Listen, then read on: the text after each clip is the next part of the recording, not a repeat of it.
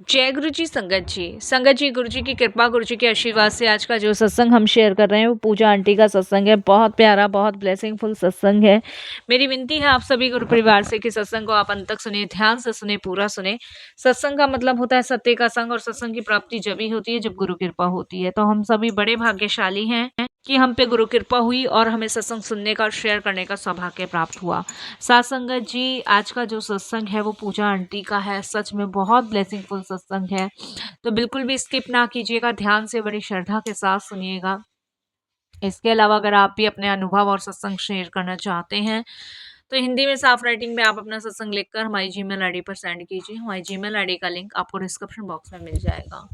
तो सुनते हैं पूजा आंटी का सत्संग। सत्संग शुरू करने से पहले करते हैं गुरु जी का मंत्र जाप। ओम नमः शिवाय, शिव जी सदा सहाय। ओम नमः शिवाय, गुरु जी सदा सहाय। जय गुरु जी संगत जी। संगत जी, सबसे पहले गुरु जी महाराज के चरणों में कोटि कोटि नमन। सारी संगत जी को जय गुरु जी। अनंतम अनंतम शुक्राना मैं गुरु जी महाराज का करती हूँ, जिनकी असीम कृपा से मुझे ये शुक्राना सत्संग शेयर करने का मौका मिला। साथ संगत जी, मैंने कभी जीवन में भी नहीं सोचा था कि मैं गुरु जी महाराज का शुक्राना सत्संग शेयर कर पाऊंगी, लेकिन गुरु जी की असीम कृपा से देखिए आज मुझे ये मौका मिला, तो अनंतम अनंतम शुक्राना। साथ संगत जी, कहते हैं ना कि गुरु जी महाराज हर इंसान को हर एक मुसीबत और परेशानी से निकालते हैं, उनके दुखों का निवारण करते हैं। तो गुरुजी ने मेरे भी दुखों का निवारण किया। संगत जी देखिए, ज़्यादा बड़ी बात तो मैं नहीं कहूँगी, लेकिन मैं हाँ इतना ज़रूर कहूँगी कि मुझे नहीं पता जाने अनजाने में अगर मैंने किसी का भी दिल दुखाया हो, तो उन सभी चीज़ों के लिए मैं हमेशा गुरुजी से क्षमा याचना ही माँगती हूँ और यही कहती हूँ कि गुरुजी, मैं एक गलती का पुतला हूँ और मेरे से जीवन में कभी गलतियाँ ना हो, इसके लिए आप मुझे अपनी शरण में लो। मैं सदैव संगत जी गुरु जी से यही मांगती हूँ। संगत जी, मैं अपने जीवन में जो सबसे ज़्यादा दुखी थी वो अपने हस्बैंड के कारण थी, और संगत जी हस्बैंड के कारण इसलिए थी, देखिए संगत जी, हमें औरतों को ना शुरू से यही चीज़ सिखाई गई है कि औरत ना एक सहन शक्ति की मूरत है। वो सब चीज़ बर्दाश्त करती है और सब चीज़ झेलती है। चाहे घर हो गया, चाहे परिवार हो गया, चाहे बच्चे हो गए, चाहे अपमान हो गया, चाहे संगत जी तिरस्कार हो गया, सब कुछ वो बर्दाश्त कर सकती है। हर चीज़ को वो हँसते-हँसते ना सह लेती है, चाहे कोई गम है, कुछ भी है, हर चीज़ को वो सहती है। बट संगत जी, जब अपना ही पति अपनी ही पत्नी को धोखा दे, फ़रेब दे और वो सामने आ जाए, तब एक औरत के लिए ना वो बर्दाश्त करना संगत जी बड़ा डिफ़िकल्ट हो जाता है। और वही संगत जी कंडीशन, वही सिचुएशंस मैंने फ़ेस की है। इतनी विश्वास से एक औरत अपने हस्बैंड को ऑफ़िस भेजती है और इतने विश्वास से वो टूर्स पे भेजती है। वो जहाँ जाता है, क्योंकि औरत को विश्वास होता है कि उसका पति कभी भी उसके साथ गलत नहीं कर सकता और ना ही गलत करेगा। बट संगत जी, जब पति के जीवन में कोई दूसरी औरत आ जाती है, तो सोचो संगत जी एक पत्नी पे क्या बीतती है। तो वही कंडीशन संगत जी मेरी फैमिली में चल रही थी, और उससे भी बड़ी बात है संगत जी की मेरी फैमिली के हर एक बंदे ने मेरे हस्बैंड को हर तरीके से, हर प्रकार से समझा के देखा, हर तरीके से बता के देखा, बट कोई भी फ़र्क उनको नहीं पड़ रहा था। उन्हें सिर्फ़ अपनी लाइफ़ से, अपने खुशियों से मतलब था। ना उन्हें बच्चे दिख रहे थे, ना मैं दिख रही थी। उन्हें सिर्फ़ और सिर्फ़ संगत जी वो औरत और खुद अपने आप को देख रहे थे। संगत जी, ये सिलसिला 2015 में शुरू हुआ था, मैं आपको बताती हूँ, और उस टाइम मैं गुरुजी से नहीं जुड़ी थी। 2015 में मैं गुरुजी से नहीं जुड़ी थी। गुरुजी से मैं जुड़ी हूँ 2016 के, हाँ 2016 में अगस्त के महीने में। डेट तो संगत जी मुझे कंफर्म याद नहीं है, लेकिन मुझे इतना पता है कि अगस्त के महीने में 2016 में मैं जुड़ी थी। और ये संगत जी हुआ क्या था, देखिए मेरी शादी हुई थी 2008। तो संगत जी 2008 में मेरी शादी हुई थी। 8, 9, 10, 11, 12, 13, 14, 7 साल, 7 साल संगत जी मेरी शादी को हो गए थे और मेरे पास 2 बच्चे थे। 8, 9, 10, 11, 12, 13, 14 और संगत जी 2015 में सच्चाई मेरे सामने आई थी। 2 बच्चे मेरे संगत जी हो गए थे, दोनों बेटियां ही हैं। और शादी के संगत जी एक बेटी मेरी हुई थी 1.5 साल बाद और एक बेटी में संगत जी 2 साल का गैप था। तो संगत जी अच्छा खासा परिवार था, मम्मी पापा हमारे साथ ही रहते थे। तो संगत जी पहले तो क्या था, ये ऑफिस में जाते थे और मेरे हस्बैंड संगत जी बैंक में जॉब करते हैं। तो ऑफिस में जाते थे और ऑफिस से जाकर संगत जी टाइम टू टाइम घर आ जाते थे अपने, क्योंकि आप भी जानते हैं संगत जी सुबह 10 बजे ऑफिस खुलता था और 6 बजे तक संगत जी घर पे आ जाते थे। 5 बजे बैंक ऑफ हो जाता था, तो 6 बजे ये घर आ जाते थे। बट संगत जी 2013 से, और ये जो चल रहा था वो 2013 से चल रहा था। 2013 से संगत जी इन्होंने लेट आना शुरू करा। 7:30, 8 बज जाते थे और मुझे कहा जाता था कि भाई बिज़ी हूँ, काम है। मैं कॉल करती थी, बच्चे पूछते थे बिज़ी हूँ, मम्मी पापा पूछते थे बिज़ी हूँ, इस तरीके से कहा करते थे। तो हमें लगता था कि भाई ठीक है, होता है इंसान बिज़ी। फिर संगत जी इन्होंने संडे में भी जाना शुरू कर दिया।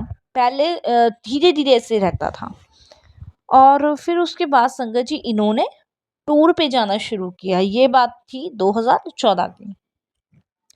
टूर पे जाना शुरू किया और संगत जी ऑलरेडी इनके पास 2 फ़ोन होते हैं। फिर इन्होंने एक फ़ोन और खरीद लिया। अब इनके पास 3 फ़ोन हुआ करते थे। तो मैं भी संगत जी बात किया करती थी, पूछा करती थी, तो कहते थे ऑफिस का काम बहुत है पूजा, ये है वो है। हमें भी लगता था संगत जी बस इतना, क्योंकि नेगेटिव कभी आया ही नहीं दिमाग में, ऐसा भी कभी हो सकता है। चल रही थी लाइफ अपनी और मैं धोखे में जी जा रही थी। और इस बीच संगत जी ऐसा हुआ था कि हमें इन्होंने टाइम देना बंद कर दिया था। मम्मी पापा को, मुझे, बच्चों को टाइम देना इन्होंने बंद कर दिया था। पहले संगत जी जो भी मंथली घर का सामान होता था, ज़रूरत का सामान होता था, वो साथ चलते थे संडे में। लेकिन अब क्या होना लग गया था संगत जी कि पैसे दे देना, बाकी कोई मतलब नहीं। अब खुद जाओ खुद ले आओ, बच्चों को ले जाओ, मम्मी को ले जाओ, पापा को ले जाओ, कुछ भी करो, कोई मतलब नहीं। कोई फेस्टिवल से मतलब नहीं। पहले बड़ा मतलब इंटरेस्ट रखते थे, बहुत सारी चीज़ें थी। क्योंकि देखिए संगत जी जो चीज़ें आदमी के सामने बदलती है ना, वो नोटिस करता है उन चीज़ों को। मैं नोटिस कर रही थी। पर ठीक है, मम्मी से भी बात करी, मम्मी का भी यही कहना था, पापा का भी यही कहना था कि भाई देखो होता ही है भाई, चाहे बैंक में हो चाहे कहीं भी हो भाई, काम तो काम ही है और ऐसे में चिड़चिड़ा हो ही जाता है इंसान। पहले महीने में 2 बार टूर जाते थे, फिर संगत जी हर हफ्ते टूर हो गया और फिर हर तीसरे चौथे दिन टूर हो जाता था। तो संगत जी पता चलता था कि भाई हमें तो यही कहते थे कि भाई बैंक के द्वारा जाना है, वहाँ जाना है, वहाँ जाना है, वहाँ जाना है, इस तरीके से करते थे।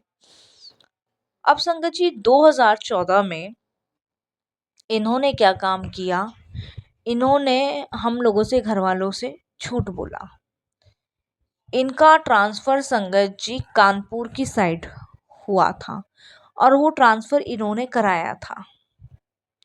और संगत जी इन्होंने कानपुर की साइड ट्रांसफ़र करवा लिया और मैं, बच्चे बड़े परेशान थे, मम्मी पापा भी, कि आज तक तो ऐसा नहीं हुआ, लेकिन अब देखो आपको, हम तो यही सोचे थे भाई इन्हें अलग जाना पड़ रहा है। हम बहुत डिस्टर्ब थे, परेशान थे हम सारे, कि अब भाई ये हफ्ते में आया करेंगे, महीने में, ऐसे। मेरे हस्बैंड ने कहा तुम परेशान मत हो।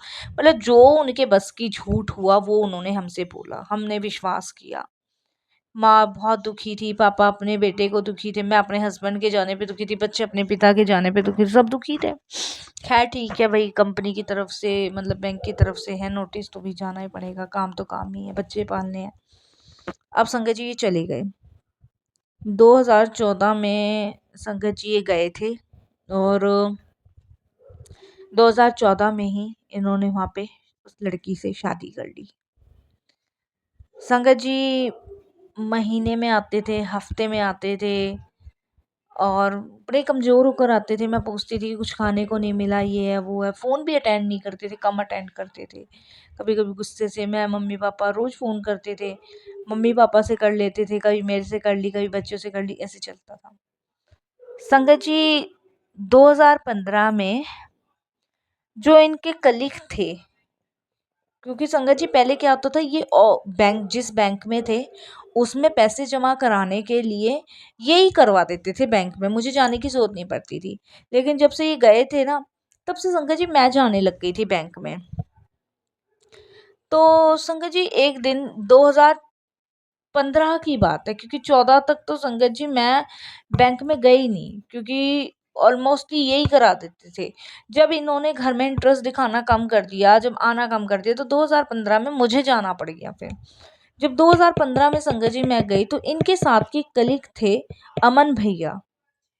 वो संगत जी मुझे दिखे तो मैंने उनसे नमस्ते किया। तो नमस्ते करने के बाद तो बोलता है कि भाभी जी, और भैया की जॉब कैसी चल रही है?